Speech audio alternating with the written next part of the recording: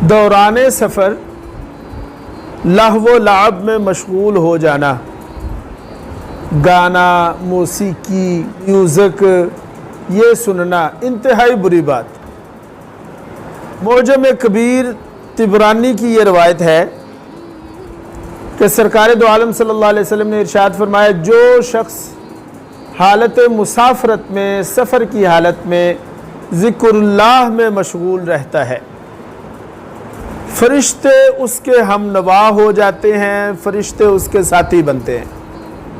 اور جو شخص حالت سفر میں لہو و لعب میں، گانے میں، موسیقی میں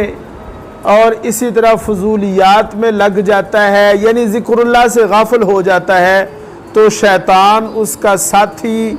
اس کا مصاحب اور اس کا ہم نوا بن جاتا ہے۔ لہٰذا حالت مسافرت میں گاڑی چلاتے ہوئے،